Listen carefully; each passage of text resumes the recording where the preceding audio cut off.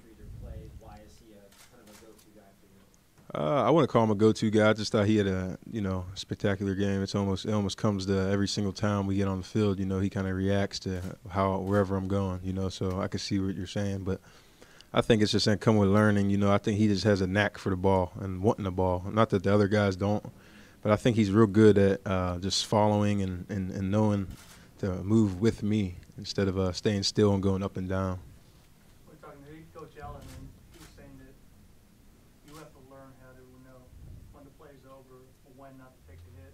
How do you learn that? Is that feel? Is that just playing a lot of games? Absolutely. Yeah. I mean, on top of that, I mean, with my competitive nature, I mean, the way I think about, I'm 230, 238, 6'5", 238, and I feel like I could take that stuff on. But like I was talking to you guys earlier, 2 days ago, I believe, I can't. You have to play smart, because you want to last and you want to give the team the best chance to win. So I believe on third downs, stuff like that, when we got to keep the chains moving when it's most important, I believe I'll probably do whatever I have to do to go get the first. But after that, I can't sit here and lie to you because I'm so competitive and I might forget. So I need to get down, absolutely, and I have to. I got guys counting on me, and I need to get down. Play when you broke the outside and they gave the stiff arm to Landry. Did you get the impression that teammates were fired up when you sort of took on a guy like that, a real physical defensive back? Yeah,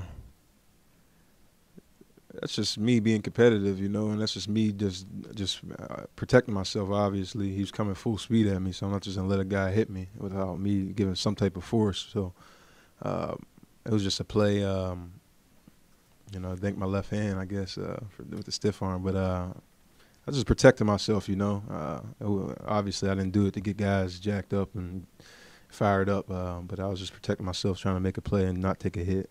Away from the two interceptions, when you go back and look at the film, were you happy with the decisions you made passing? Away from the two interceptions, you jacking me. Absolutely. We got our grade sheet, and I pretty much graded out about 95% of decision making. So the decisions were phenomenal, and if I keep doing that, we'll be good. And I believe I will, because the way I just train my mind. But I believe overall, I got to get the ball out there on that one, the first pick, and then the last one. I just couldn't. If I didn't take the sack, if I would have got rid of the ball to the site, we wouldn't even be here talking about that. We would be 1-0. So definitely on me. When you the success you had running the ball, open up things, now passing less? It just depends because defensive coordinators, they're gonna have they're gonna think that they know how to stop it and whatever. But it's not that I was running the ball from a called specific run, like a quarterback run. It was just out of pass play. That's where most of my yards came. It was off a pass play. I didn't have anything and just took off. That's where big chunks of it came. So, but guys, I mean, Darren didn't even hit the surface at that game. When he starts going, I believe he's gonna play well. I believe this Sunday, and I mean that's just another thing you got to worry about is Darren McFadden. You were able to, I know the one play the Streeters and what everybody's talking about because you were running around for what seemed like 12 seconds before you finally found him. But a lot of those guys you hadn't worked with in the first team throughout training camp, but had worked with like at Laney College. But even then, are there certain things you just cannot replicate in practice and out in the field with those guys? I mean, is this going to take some time for you to know where these guys are breaking free and such? Well, I mean, if you guys know a little bit, about man coverage a little bit, right? Is when when you're bump to bump, head up, man to man. The time is gonna be off, and you gotta know. I gotta know how Demo's cutting in, or how Demo's gonna cut out. I need to know how Rod does it. How's he gonna beat the guy inside? How's he gonna beat him out? And then you gotta throw the ball with timing outside because a lot of the corners, especially playing against our team, going against our first team, the guys, once they get beat, they come back real fast. They retrace back real fast, so you got to get the ball out with time. So it's just kind of like reading them, and understanding the way they move. And I'm getting there. Demo's so smooth, so he's one of the hardest ones. Going forward, knowing that teams are zeroing in on you and focused on you, what type of adjustments do you have to make? I'm just going to go play ball and react.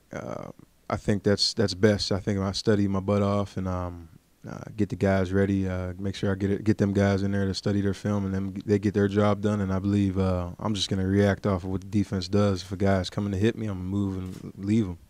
And I just think playing football for me is if where it gets into a lot of exciting stuff is when I take off and start to make a play, and that's just reaction.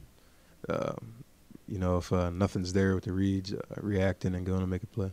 Much of an emphasis was getting in and out of huddles this week. And there was a few instances during the first game when DA mentioned sometimes maybe they were after a long run. Yeah.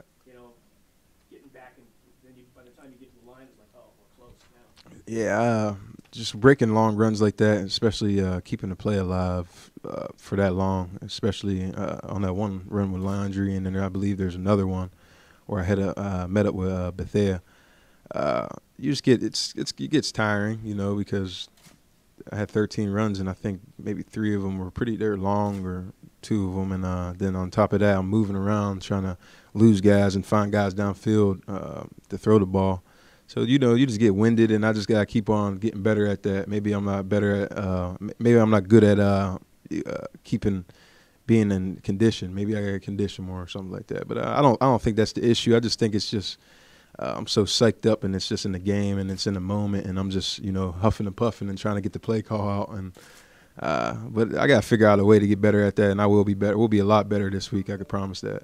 It seems like on Sunday the team really fed off of your energy. It's crazy to think, but 3 weeks passed, you were the second unit quarterback. And in terms of leadership, do you kind of have to just act like you've been there the whole time in terms of taking control of this offense, this team, and really, because they're starting to look to you for leadership? Absolutely. That's the tricky part. It's an on and on conversation with guys around, a lot of great guys and coaches around the building that I ask, kind of for advice, because at first when, it was me and Matt going at it and we were competing, it's kind of tricky to be a leader and lead guys, because who are they looking at? Me, Matt?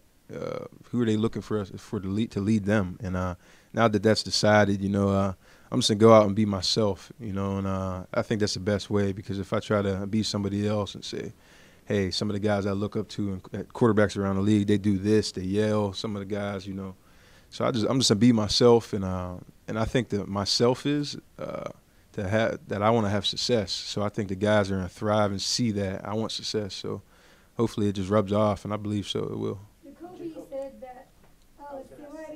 Jacoby said earlier in the preseason that you actually are a leader, even when you were behind Matt Flynn, that you were texting guys, let's make big plays tonight. You were leaving little notes in their lockers. Yeah. What was that? What's up with that? I try to do that. I try to write the receivers little notes, just to beat their guy, give them little tips, because you guys are on it with each other. I try to leave tips because I watch so much film, and that's another thing I've been trying to do, is getting the guys together, and it's been successful getting the guys in, and I believe that's why we had some success versus Indianapolis, because we had guys like Darren McFadden, Marcel Reese, guys like that wanted to get better, and they're in a meeting room with me on the off day on Tuesday at 8 in the morning. That shows that you want to be successful, and that's just a burning desire to be successful. So I believe if we just keep on getting more people to do that, and it's gonna be like a butterfly effect. On a personal level, do you want to prove to people that you are a good downfield passer? That's not even a question to me. Whenever the time comes, I missed one to Rod. It could have been easily broken up, 50-50 ball. That's what Coach calls it. Just don't overthrow it. We never want to overthrow a ball. We want to give the guy a chance to go up and make a play. So down the throw, that's nothing. I believe in my ability, and the guys, they know they got to get on their high horse when we got a downfield ball call, because I'm gonna get it out there, definitely. You're talking a lot about seeing the Colts defense kind of huffing and puffing. What did you see from your offensive line? Were they able to keep up with your pace? You know what? It was they were. I think it was kind of easy on them, because the defensive line of Indianapolis was tired, and I think it definitely helped them out, and they didn't have to move as much. I was just pretty much eluding guys and doing my thing, but they were pretty sharp. Some guys were huffing and puffing, and it's football. That's what's going to happen in the huddle. It's just fighting to get to the next down, and that's why a lot of them guys are in there doing exercises, running on the treadmill and stuff like that. So they're taking care of that. You've got 3 new tight ends this year. What are your impressions of those guys so far? New tight end. Phenomenal. I think they all have different skill sets. Mastrud's just phenomenal. He's a brainy guy, smart, knows every single protection, knows the blocks on all the runs. He knows exactly where he's supposed to be at. I mean, there's times where he would tell me, "Don't send the motion. I'll just get there because I know where I'm supposed to be." So that's kind of unique, you know. Just to have a guy that just knows the offense like that. Then you got Revere. I mean, those guys know the offense as well. But Revere is he's just a fast. He reminds me of. I know this sounds bad. He reminds me of Hernandez for Patriots, big time, because the way he's a smooth route runner at the tight end position. He has pretty good, you know, quick feet, great hands, and them two definitely. And looking to get Osbury back hopefully soon, because that's another big mismatch we could possibly have. So definitely miss him. Terrelle, you talked about being yourself. You talked about watching other quarterbacks. Is there other elements from different guys that you really want to emulate? Absolutely. I put my aunt. She said it the best way. She said when I was in college, she said, "Hey, guys that are great and they really care about their, you know, what type of player they want to be. I've seen it before. This is how she was saying it. She said that you have a basket, right, and you see Tom Brady. Put something that you like about Tom Brady in the bag. You see Michael Vick, see Kaepernick. I mean, RG3, any of them guys, anyone." Just keep putting it in the bag, and eventually you just keep on adding and trying to get better at and seeing where they're great at and try to emulate that somewhat and add it onto your skill. You're only going to get better. Can you tell us some of the things that are in your basket? Some of my things in the basket, definitely like the one-step drop off Brady, just being balanced. I believe that gives me 100% more accuracy because I'm just always balanced on the football field. He's a guy that I really like to watch and understand his techniques like that. I like Robert Griffin's ball fakes. I stole some of Kaepernick's ball fakes. I mean, it's just what it is. You know, they do great things. You know, why not try to emulate it and be great and put it in your own style? So absolutely. Speaking of those quarterbacks, RG3 and Vic and Kaepernick, do you feel like you'll see more of those quarterbacks in the league that are similar to your style of play? I can't answer that. I don't know. I don't know what it is with that, but I know from my position, I just want to do what I'm gonna do and help this team do whatever I can do to help the team win. And I can only really speak for myself. I'm sorry if I can't answer you any better. The zone read option. How intimidating is that? How fun is that when that call comes in? It is. It's fun because there's so many other things you could do off of it, you know. And I mean, you guys will see this Sunday. We may run, we may pass, we may do a play action. You just never know, and that's the fun thing about it because you really want to see. You know, the funnest thing about going in on Sunday, like after the game, after we lost, I was furious, and not furious, but I was upset that we lost. And the first thing I did, I went on a plane and I started looking at Jacksonville, and I'm like, all right. And that's the funnest thing about playing this sport, especially being a quarterback, is that you want to see what these guys are going to do to you to stop you, and that's the funnest thing. It's just a great feeling just to see, all right, what are they going to do to stop our offense? And you want to figure it out. So you're just studying and watching film. Your eyes are all red and tired, and you just keep watching film. You want to figure out what's going to happen. So that's kind of to answer your question. You don't know, but you kind of want to go back and figure out, you know, how did they play this guy? Or, you know, it's just the question of it. That's what kind of is fascinating to me. Well, Ohio State is in town this weekend. Do you have any plans to watch the game? What do you think of this year's I wish. Can you give me some tickets? I'm kicked out of there. All right, guys, thank